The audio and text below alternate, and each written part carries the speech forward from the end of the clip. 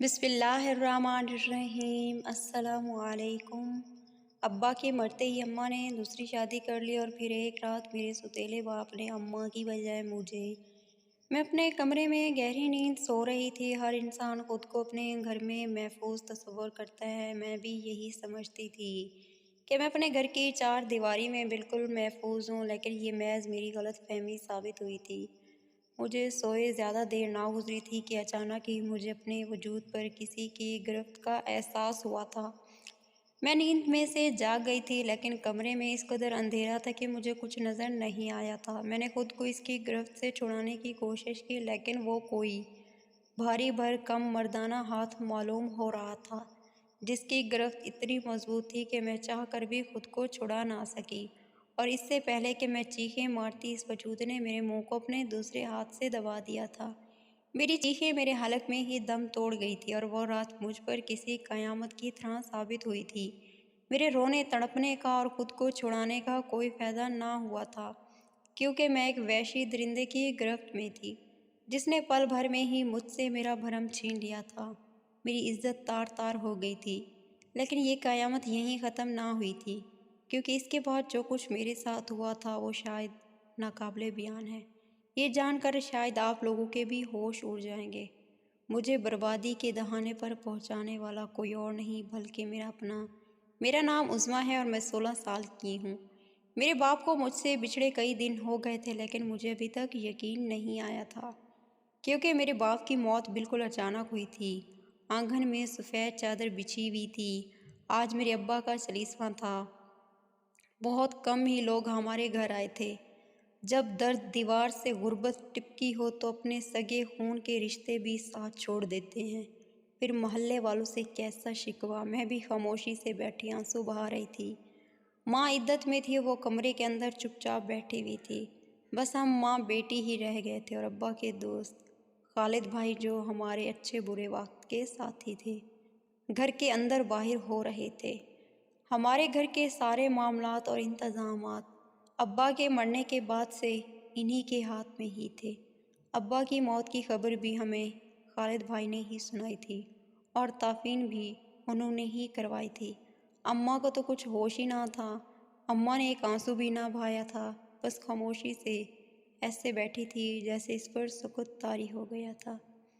ابا کے بچھڑنے کا غم اور اماں کی ایسی حالت نے مجھے بھی توڑ کر رکھ دیا تھا۔ ایسے میں خالد بھائی نیکی کا فرشتہ بن کر ہماری زندگی میں آئے تھے۔ ابا جس جنرل اسٹور پر کام کرتے تھے، خالد بھائی اس کے مالک تھے، اور ابا وہاں کیونکہ کئی سالوں سے ملازم تھے، اس لیے خالد بھائی کی ابا سے کافی اچھی دوستی تھی۔ میں بھی کافی سالوں سے خالد بھائی کو اسی طرح اپنے گھر آتے جاتے دیکھ رہی تھی۔ جب تک ابا زندہ تھے، خالد بھائی کبھی ہمارے گھر کے اندر نہیں آئے تھے۔ ابا دوسرے مہمانوں کی طرح انہیں باہر بنی بیٹھک میں ہی بٹھاتے اور وہیں سے خاطر تواضع کر کے بھیج دیا کرتے تھے۔ مگر ابا کے انتقال کے بعد سے خالد بھائی گھر کے اندر آنے لگے تھے۔ کھانے کے بعد جب سب لوگ چلے گئے تو خالد بھائی میرے پاس آئے اور میرے سر پہ ہاتھ رکھ کر کہنے لگے کہ تمہیں پریشان ہونے کی کوئی ضرورت نہیں ہے، میں تمہارے سر پر موجود ہوں، اپنی ماں سے بھی یہی بات کہہ دینا۔ اور پھر خالد بھائی نے میرے ہاتھ میں چند 100 روپے رکھ دیے اور یہ کہہ کر چلے گئے کہ وہ کل دوبارہ آئیں گے۔ میں نے آنسو بھری آنکھوں سے ان نوٹوں کی طرف دیکھا اور میری آنکھوں سے آنسو بہہ نکلے۔ ہم غریب ضرور تھے، لیکن جب تک ابا زندہ تھے ہمیں کسی کے سہارے کی ضرورت نہیں پڑی تھی، اور نہ ہی کبھی کسی کے آگے ہاتھ پھیلایا تھا۔ میں تو ابا کی لاڈلی بیٹی تھی، لیکن آج ابا کے 40ویں پر ہم اتنے زیادہ مجبور ہو چکے تھے کہ گھر کا خرچہ چلانے کے لیے ہمیں خالد بھائی کی طرف دیکھنا پڑ رہا تھا۔ میں نے 10ویں جماعت پاس کر رکھی تھی، میرے پاس اتنی کوئی خاص تعلیم بھی نہ تھی کہ مجھے کہیں کوئی نوکری مل سکتی، اور نہ ہی کوئی دوسرا ہنر تھا، اس لیے ہماری زندگی بہت مشکل میں آ گئی تھی۔ اماں تو سارا وقت خاموشی سے اپنے کمرے میں ہی بیٹھی رہتی، میں ہی خالد بھائی کی مدد سے گھر چلا رہی تھی۔ اور پھر جب اماں کی عدت ختم ہوئی تو مجھے تھوڑا سا سکون کا احساس ہوا کہ اب مجھے خالد بھائی کے آگے ہاتھ نہیں پھیلانے پڑیں گے۔ مجھے لگا تھا کہ اماں خود ہی کوئی کام کرے گی اور ہمارے گھر کا خرچہ چلائے گی، لیکن میں غلط ثابت ہو گئی تھی، کیونکہ جس دن اماں کی عدت ختم ہوئی اسی دن خالد بھائی نے اماں کو شادی کا پیغام دے دیا۔ یہ بات میرے لیے بہت حیران کن تھی کیونکہ خالد بھائی ابا کے دوست تھے، وہ شادی شدہ 4 بچوں کے باپ بھی تھے، پھر انہیں اماں سے شادی کی ضرورت کیوں پیش آ رہی تھی؟ ان کی مہربانی اور ہمارے گھر کے چکر کرنا مجھے اب سمجھ آ رہا تھا۔ میں نے اماں سے کہا کہ آپ صاف انکار کر دیں، میں جوان ہو گئی ہوں اور آپ میرے ہوتے ہوئے کیسے دوسری شادی کر سکتی ہیں؟ اور پھر خالد بھائی کے تو بیوی اور بچے بھی موجود ہیں۔ میری بات سن کر میری ماں نے ایک نظر میری طرف ڈالی اور کہنے لگی کہ یہ دنیا بغیر مرد کے عورت کو جینے نہیں دیتی۔ اگر میں خالد سے شادی نہیں کروں گی تو وہ ہمارا ساتھ دینا چھوڑ دیں گے، ہمارے گھر کا خرچہ کیسے چلے گا؟ تیرے ابا کی زندگی میں نے کبھی اس 4 دیواری سے قدم باہر نہیں نکالا، تو پھر آپ کیسے نکالوں گی؟ مجھے خالد سے کوئی جذباتی لگاؤ نہیں، لیکن اس سے شادی ہم دونوں کی زندگیوں میں سکون لا سکتی ہے۔ اور پھر اماں نے خود ہی فیصلہ کر کے خالد بھائی سے نکاح کر لیا۔ ابا کی جگہ کسی اور مرد کو اماں کے ساتھ دیکھنا میرے لیے بہت ہی مشکل تھا، لیکن اماں کی وجہ سے مجھے خالد بھائی کو قبول کرنا پڑا تھا۔ خالد بھائی دن کا کچھ وقت ہمارے ساتھ گزارتے اور پھر واپس چلے جاتے، کیونکہ انہوں نے اپنی بیوی کو شادی کا نہیں بتایا اور نہ ہی اماں نے کسی کو خبر ہونے دی تھی۔ البتہ خالد بھائی سے شادی کے بعد ہمارے حالات بہت بدل گئے تھے، ہر چیز کی فراہمی ہونے لگی تھی، ساتھ ہی ساتھ یہاں کے رنگ ڈھنگ بھی بدل گئے تھے۔ وہ اماں جو فاقوں کی وجہ سے ڈھانچہ نظر آتی تھی اب صحت مند ہو کر ایک جوان عورت لگنے لگی تھی۔ خالد بھائی نے اماں کو بہت ہی خوبصورت کپڑے بھی لا کر دیے اور زیورات بھی بنوائے تھے۔ ان کی عنایتیں مجھ پر بھی اماں جیسی تھی، میرے لیے بھی وہ ایک سے ایک بڑھ کر خوبصورت چیزیں لاتے جسے دیکھ کر میں خوش ہو جاتی، کیونکہ میں نے اپنی ساری زندگی میں ایسی قیمتی چیزیں استعمال نہ کی تھی۔ خالد بھائی سے اماں کی شادی کو 1 مہینہ ہی ہوا تھا اور سب کچھ پوری طرح بدل کر رہ گیا تھا، لیکن جو بات سب سے زیادہ عجیب تھی اور مجھ سے برداشت نہ ہوتی تھی وہ اماں کے اندر آنے والی تبدیلی تھی۔ اماں ابا کو بالکل بھی یاد نہ کرتی اور نہ ہی گھر میں ان کا کوئی ذکر ہوتا تھا۔ اماں کے پاس تو مجھے دینے کے لیے وقت بھی نہ تھا۔ خالد بھائی نے انہیں موبائل فون لا کر دیا تھا، یا تو وہ خود ہمارے گھر آ کر اماں کے ساتھ کمرے میں بند رہتے یا پھر فون پر اماں سے باتوں میں لگے رہتے۔ اماں کی توجہ مجھ پر بالکل بھی نہ تھی اور میں تنہائی کا شکار ہو گئی تھی، اور اسی بات کو لے کر میرا اماں سے جھگڑا بھی ہو گیا تھا۔ میں نے اماں سے کہا کہ تمہیں تو خالد بھائی اتنے عزیز ہو گئے ہیں کہ تم اپنی سگی بیٹی کو ہی بھول گئی ہو۔ میری بات سن کر اماں کہنے لگی وہ میرا شوہر ہے اور اس پر توجہ دینا میرا فرض ہے۔ اماں کو بس یہی ایک ہی فرض یاد رہ گیا تھا، باقی اماں سب کچھ بھول چکی تھی۔ شاید یہ ان زیورات کی چمک تھی جو خالد بھائی نے اماں کو چڑھائے تھے۔ میں آہستہ آہستہ اماں کی طرف سے بدگمان ہونے لگی تھی۔ میں پہلے ہی ابا کے اچانک انتقال سے ٹوٹی ہوئی تھی، اس پر اماں کا بدلا ہوا رویہ اور ان کی خالد بھائی کے ساتھ قربت نے مجھے جلا دیا تھا۔ اماں کی شادی کو 2 مہینہ چل رہا تھا۔ اماں زیادہ وقت اپنے کمرے میں ہی رہنے لگی تھی اور ایسا لگتا ہے جیسے ہر وقت کسی دعوت میں جانے کی تیاری کر رہی ہو۔ میں جب بھی کمرے میں جاتی اماں شیشے کے آگے کھڑی سجتی سنورتی نظر آتی اور گھر کے سارے کام مجھے بتا دیتی۔ کئی دفعہ میں نے اماں سے ان کی تیاری کے بارے میں پوچھا تو کہتی کہ تیرے ابا کے ساتھ میں نے ساری زندگی بس خواب ہی دیکھے ہیں، اب ان خوابوں کو جی رہی ہوں۔ مجھے ایسا لگنے لگا تھا جیسے اماں کو ابا کی موت پر دکھ کی بجائے خوشی ہونے لگی ہو۔ ایک دن اماں دوپہر کے وقت سو رہی تھی جب خالد بھائی اماں سے ملنے کے لیے چلے آئے۔ انہیں دیکھ کر مجھے کیفیت کا احساس ہوا تھا۔ اماں عام طور پر اس وقت نہیں سوتی تھی اور خالد بھائی اماں سے ملنے کے لیے اس وقت آتے تھے۔ آج پتہ نہیں کیسے اماں کی آنکھ لگ گئی تھی۔ آج کل اماں کو زیادہ ہی نیند آ رہی تھی، پتہ نہیں کیوں ایسا لگتا جیسے اماں نشے میں ہو۔ کئی دفعہ میں نے خالد بھائی کو کچھ چپکے چپکے اماں کو کھلاتے ہوئے بھی دیکھا تھا اور کہیں نہ کہیں مجھے لگنے لگا تھا خالد بھائی اماں کو کسی نشے کا عادی بنا رہے ہیں، ورنہ کیا چیز ہو سکتی ہے جیسے انہیں خود سے چھپا کر اماں کو کھلانا پڑتا تھا۔ اماں بھی اتنی ہی گہری نیند سو رہی تھی کہ خالد بھائی کے دروازے بجانے کی آواز پر بھی نہ اٹھی تھی۔ میں نے خالد بھائی کو بتایا کہ اماں سو رہی ہیں اور اتنی جلدی نہیں اٹھیں گی۔ یہ سن کر وہ واپس جانے کی بجائے میرے پیچھے پیچھے ہی باورچی خانے میں چلے آئے۔ میں رات کے کھانے کی تیاری کر رہی تھی، اچانک ہی میرے کندھے پر ہاتھ رکھ کر کہنے لگے، عظمیٰ کیا تم مجھ سے ناراض ہو؟ ان کی اس قدر قربت نے میرے ہوش اڑا دیے تھے۔ میں نے جلدی سے ان کا ہاتھ اپنے کندھے سے ہٹایا اور ان سے کہا کہ میں کیوں آپ سے ناراض ہوں گی؟ خالد بھائی کہنے لگے، تمہاری اماں بتا رہی تھی کہ تمہیں میرا یہاں آنا اچھا نہیں لگتا اور میں نے بھی یہی محسوس کیا ہے۔ تمہاری اماں تمہاری وجہ سے مجھے اب روز آنے کے لیے منع کرتی ہے۔ میں تمہاری اماں کا شوہر ہونے کے ساتھ ساتھ اب تمہارا باپ بھی ہوں۔ اگر تمہیں میری ذات سے کوئی مسئلہ ہے تو مجھے کہہ سکتی ہو، لیکن تمہاری وجہ سے میں اپنی بیوی کی خبر گیری نہیں چھوڑ سکتا۔ میں نے فوراً نفی میں سر ہلایا اور خالد بھائی سے کہا کہ آپ کو یقیناً کوئی غلط فہمی ہوئی ہے، مجھے آپ کے یہاں آنے سے کوئی مسئلہ نہیں۔ اماں سو رہی ہیں، آپ جا سکتے ہیں، مجھے بھی گھر کے کام کرنے ہیں۔ مجھے خالد بھائی کے انداز سے وحشت ہو رہی تھی۔ وہ میرے اتنے قریب کھڑے تھے کہ مجھے ان سے خوف آ رہا تھا۔ میرے اس طرح جواب دینے پر خالد بھائی نے مجھے سر سے پاؤں تک دیکھا اور پھر بنا کچھ کہے گھر سے نکل گئے۔ ان کے جاتے ہی میری سانس میں سانس آئی تھی، پتہ نہیں کیوں، لیکن مجھے ان کا کردار کچھ اچھا نہیں لگا تھا۔ انہوں نے جس طرح ابا کے مرتے ہی نہ صرف اماں سے شادی کی تھی بلکہ اس شادی کو خفیہ بھی رکھا تھا، یہ بات مجھے پسند نہیں آئی تھی۔ خالد بھائی جا چکے تھے اور اماں ابھی تک سو رہی تھی، اس لیے میں نے چھت کا رخ کیا۔ گھر کے حالات سے بہت زیادہ تنگ آنے کی وجہ سے میں اکثر شام کے وقت چھت پر جا کر بیٹھ جاتی۔ پڑوس میں نئے کرایہ دار شفٹ ہوئے تھے، ان کا بیٹا بھی شام کے وقت چھت پر چلا آتا۔ میری اس سے کچھ دعا سلام ہو چکی تھی۔ ہماری اور ان کی چھت ایک ہی تھی۔ وہ لڑکا کوئی 19-20 سال کا خوبصورت اور جوان لڑکا تھا۔ میں ایسے ہی چھت پر بیٹھی ابا کی یاد میں آنسو بہا رہی تھی۔ اتنے میں وہی لڑکا جس کا نام ایان تھا چھت پر چلا آیا اور مجھے روتا ہوا دیکھ کر میرے پاس ہی بیٹھ گیا۔ کافی دیر تک میں آنسو بہاتی رہی اور وہ خاموشی سے مجھے تکتا رہا۔ پھر اس کے پوچھنے پر میں نے اسے بتایا کہ مجھے اپنے باپ کی یاد آ رہی ہے۔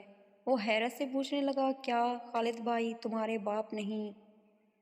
میں نے اس نے بتایا کہ خالد بھائی ہمارے گھر آتے جاتے ہیں اور کیونکہ وہ لوگ کچھ دن پہلے ہی آئے تھے اس لیے اسے معلوم نہیں تھا کہ میرے ابا کا انتقال ہوا ہے۔ میں نے نفی میں سر ہلا اسے بتایا کہ خالد بھائی ابا کے دوست ہیں، اماں نے تو ان سے خفیہ شادی کی ہے، اس لیے اس رشتے کے بارے میں نے اسے کچھ نہ بتایا۔ وہ کہنے لگا، حیرت ہے خالد بھائی کا تمہارے گھر اس قدر آنا جانا ہے، مجھے لگا وہ تمہارے باپ ہیں۔ مجھے ان کی نیت کچھ ٹھیک نہیں لگتی، کچھ عجیب قسم سے انسان ہیں۔ اگر وہ تمہارے کچھ نہیں لگتے تو ان سے دور رہا کرو۔ ایان نے ایک ہی دم خالد بھائی کے بارے میں ایسی بات کہی کہ مجھے حیران کر دیا۔ میں حیرت سے ایان کو دیکھ رہی تھی۔ وہ کہنے لگا، میں بھی ایک لڑکا ہوں اور اچھی طرح مردوں کی فطرت سے واقف ہوں۔ اگر گھر میں تمہارے اور تمہاری ماں کے علاوہ کوئی نہیں ہے تو ان کا اس طرح آنا جانا بالکل بھی ٹھیک نہیں ہے۔ یقیناً ان کے ارادے کچھ اور ہوں گے۔ تم جوان ہو، حسین ہو، تمہیں ایسی باتوں کا خیال رکھنا چاہیے۔ ایان کی بات سن کر میں سوچ میں پڑ گئی تھی۔ کئی دفعہ مجھے بھی خالد بھائی کے ارادے ٹھیک نہیں لگے تھے۔ ان کا ہم پر اس قدر مہربانیاں کرنا اور پھر اماں سے اچانک نکاح کی بات اور تنہائی میں میرے پیچھے باورچی خانے میں چلے آنا، سب کچھ بہت ہی عجیب تھا۔ مغرب کی اذانیں ہونے لگی تھی۔ میں ایان کو الوداع کہہ کر نیچے چلی آئی تھی۔ خالد بھائی اماں کے کمرے سے نکل رہے تھے، پتہ نہیں وہ کب دوبارہ اماں سے ملنے کے لیے چلے آئے تھے۔ مجھے دیکھتے ہی میرے قریب آ گئے اور کہنے لگے، مغرب کے وقت چھت پر نہ جایا کرو۔ ان کی نصیحتیں سن کر میرا دماغ خراب ہو گیا تھا۔ میں نے کہا کہ آپ اماں کی فکر کریں، میں اپنا خیال خود رکھ سکتی ہوں۔ میرا انداز بالکل بھی ٹھیک نہیں تھا، یہ وہ نفرت تھی جو میرے دل میں ان کے لیے ہونے لگی تھی۔ میری بات سن کر خالد بھائی اسی وقت واپس چلے گئے۔ میری اس بدتمیزی کا انہوں نے کوئی جواب نہ دیا تھا، لیکن اسی رات میرے ساتھ کچھ ایسا ہوا جو حد سے زیادہ بھیکنار اور ناقابل فراموش تھا۔ رات کے کسی پہر میرے کمرے میں کوئی چلا آیا تھا اور صرف اتنا ہی نہیں بلکہ مجھ پر حاوی ہو کر میرے ساتھ زیادتی بھی کی گئی تھی، اور اس سے پہلے کہ میں شور شرابہ کرتی کوئی لائٹ چلاتی میرے ساتھ زیادتی کرنے والا بھاگ چکا تھا۔ حیرت کی بات یہ تھی کہ میرے ساتھ اتنا کچھ ہونے کے باوجود بھی اماں نیند میں سے نہیں جاگی تھی۔ میرا پہلا اور آخری خیال خالد بھائی کی طرف ہی گیا تھا۔ ان کے سوا اور کون ہو سکتا تھا؟ شام میں ہی تو میں نے ان کے ساتھ بدتمیزی کی تھی اور پھر وہی تو تھے جو اماں کو پتہ نہیں ایسا کیا کھلا رہے تھے کہ اماں کی آنکھیں نہ کھلتی تھی۔ میں اپنا بے آبرو وجود لے کر اماں کے کمرے میں گئی اور بہت مشکل سے اماں کو جگایا۔ اماں آنکھیں کسماتی ہوئی اٹھی اور مجھے دیکھ کر پریشانی سے پوچھنے لگی، عظمیٰ سب خیریت تو ہے؟ میں روتے ہوئے اماں کے سینے سے لگ گئی۔ جب اماں کو تھوڑا ہوش آیا تو انہیں میرا بکھرا وجود نظر آنے لگا۔ میرے چہرے پر بھی جگہ جگہ زخم تھے اور میری آنکھوں سے بہتے اشک میری درد کی کہانی سنا رہے تھے۔ اماں بے چینی سے میری طرف دیکھتے ہوئے پوچھنے لگی کہ یہ سب کس نے کیا؟ اماں کے سوال پر میں تڑپ اٹھی اور میں نے اماں سے کہا کہ اب بھی اسی سوال کی کوئی گنجائش باقی ہے؟ کیا آپ نہیں جانتی کہ اس بربادی کے پیچھے کون ہے؟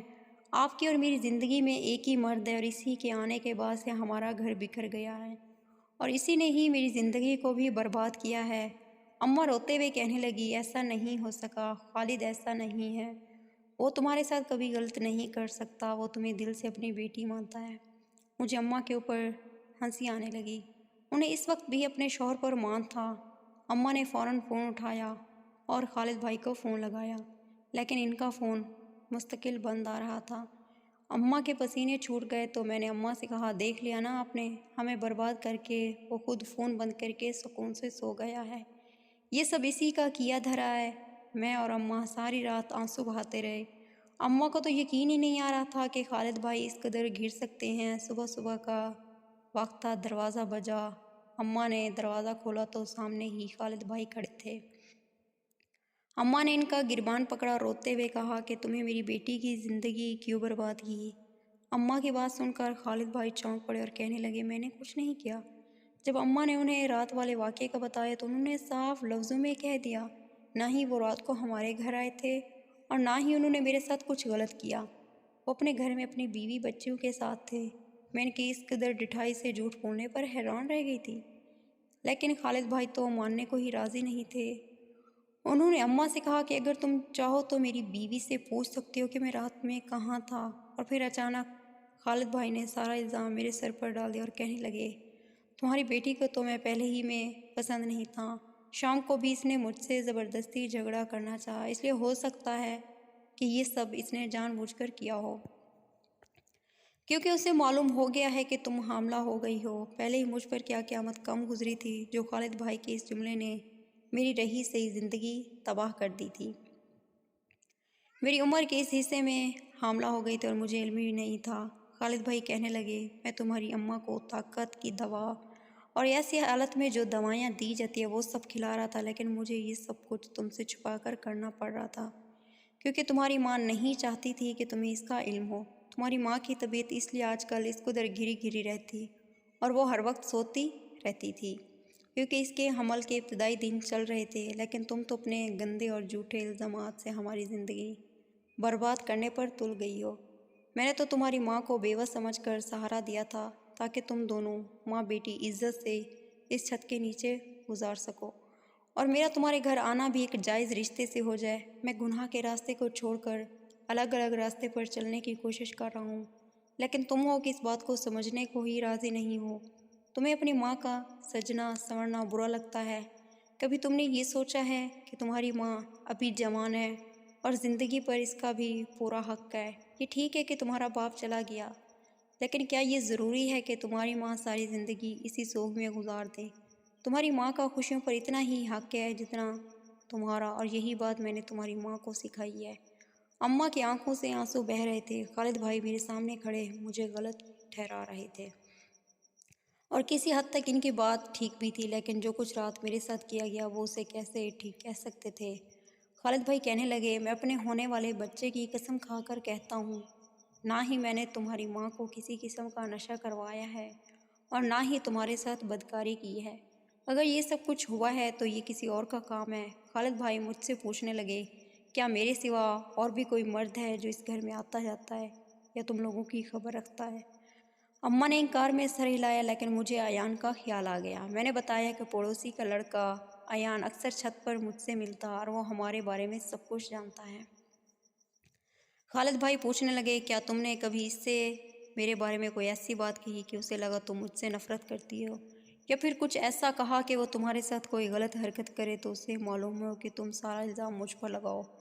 خالد بھائی کی بات سن کر میں ہکا بکا رہ گئی۔ شام ہی میں نے ایان کے ساتھ کئی گھنٹے بیٹھ کر خالد بھائی کی برائیاں کی تھیں، اور ایان نے خود میرے دل میں یہ بات ڈالی کہ خالد بھائی مجھ پر اچھی نظر نہیں رکھتے، جبکہ اس نے مجھے اور خالد بھائی کو کبھی ایک ساتھ نہیں دیکھا تھا۔ میری بات سن کر اماں نے سر پکڑ لیا اور کہنے لگی، جب تم خود سے غیر لڑکے کو اپنے گھر کا حال سناؤ گے اور اس سے ہمدردی کی امید رکھو گے تو پھر یہ سب تو ہوگا۔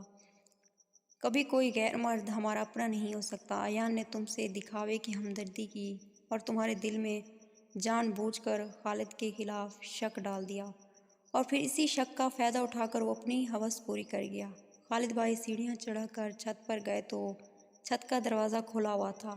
ایان بہت تیزی میں شاید دروازہ بند کرنا بھول گیا تھا اور ایسے ہی اپنے حصے میں چلا گیا تھا۔ خالد بھائی وہیں سے اتر کر اس کے گھر گئے اور اسے گریبان سے پکڑا۔ تھوڑی دیر میں ایان نے خوف میں آ کر سارا سچ اگل دیا۔ اس نے میری بے بسی اور مجبوری کا فائدہ اٹھانے کی پوری کوشش کی تھی، کیونکہ اسے یہ بات معلوم نہیں تھی کہ خالد بھائی میرے سوتیلے باپ ہیں اور ابھی ان کا سایہ میرے سر پر موجود ہے۔ خالد بھائی نے نہ صرف ایان کو بہت مارا بلکہ اسے یہ گھر چھوڑ کر جانے کا بھی کہہ دیا۔ میں بھائی کے آگے شرمندہ ہو گئی تھی۔ میں تو انہیں اپنا مجرم سمجھ بیٹھی تھی، جبکہ وہ تو مجھ سے سچ میں بیٹیوں جیسی محبت کرتے تھے۔ میں نے خالد بھائی سے معافی مانگی تو انہوں نے فوراً ہی میرا ہاتھ پکڑا اور کہنے لگے، میں ان کے نزدیک ہمیشہ ان کی بیٹی کے برابر ہی رہی ہوں۔ انہوں نے میری ماں سے نکاح کیا ہے، کوئی غلط کام نہیں کیا، اور اب جب میری ماں حاملہ ہو گئی ہیں تو وہ مزید یہ بات دنیا سے بھی نہیں چھپائیں گے، اور جلد ہی اپنی بیوی بچوں کو بھی اس نکاح کی خبر دیں گے۔ خالد بھائی کی بات سن کر مجھے خوشی ہوئی تھی۔ جاتے جاتے خالد بھائی کہنے لگے، عظمیٰ ایک بات یاد رکھنا، کسی ایک کے چلے جانے سے زندگی کبھی نہیں رکتی۔ میں مانتا ہوں کہ تمہارا باپ اب ہمارے درمیان نہیں رہا، لیکن ہمیں اس دنیا میں رہنا ہے، اور یہاں رہنے کے لیے ہمیں کسی نہ کسی کے سہارے کی ضرورت پڑتی ہے۔ تمہاری ماں نے مجھ سے شادی کر کے کوئی غلط کام نہیں کیا، اور تمہیں اس بات کو قبول کرنا چاہیے۔ کیا تمہیں نہیں لگتا تمہاری ماں مسکراتی اچھی لگتی ہے؟ مجھے احساس ہو گیا تھا کہ خالد بھائی واقعی ایک نیک انسان تھے، اور میرے ساتھ جو کچھ بھی ہوا تھا اس میں سراسر میری غلطی تھی۔ میں نے غیر مرد پر پوری طرح بھروسہ کر کے اسے اپنے گھر کے حالات سے اور اپنے دل کی کیفیت سے آگاہ کیا تھا، اور اس کا خمیازہ بھگتنا پڑا ہے۔ کچھ دنوں میں ہی خالد بھائی نے ماں اور اپنی شادی کی خبر سب کو سنا دی، اور آہستہ آہستہ سب لوگ ہی اس شادی کو قبول کرنے لگے تھے۔ میں بھی اس شادی کو دل سے قبول کر چکی تھی۔ آج میرے گھر میں ایک چھوٹے سے پیارے سے ننھے منھے بھائی کی پیدائش ہوئی ہے، جسے گود میں اٹھا کر مجھے خوشی کا احساس ہوا ہے۔ واقعی کسی ایک کے چلے جانے سے زندگی رک نہیں جاتی، جو کہ زندگی کا نام ہے چلتے رہنا، اور ایک بیوہ عورت کو یہ حق حاصل ہے کہ وہ اپنے شوہر کے گزر جانے کے بعد نئے سرے سے اپنی زندگی کو شروع کر سکتی ہے۔ آج کی کہانی آپ کو کیسی لگی ہے؟ اگر کہانی اچھی لگی ہے تو کہانی کو لائک کر دیں، اور اپنے پیارے پیارے ہاتھوں سے ہمارے چینل زبردست اردو اسٹوری کو جلدی سے سبسکرائب کر دیں، اور اپنی رائے کمنٹ میں ضرور دیں۔ شکریہ۔ دوسری ویڈیو تک کے لیے اللہ حافظ۔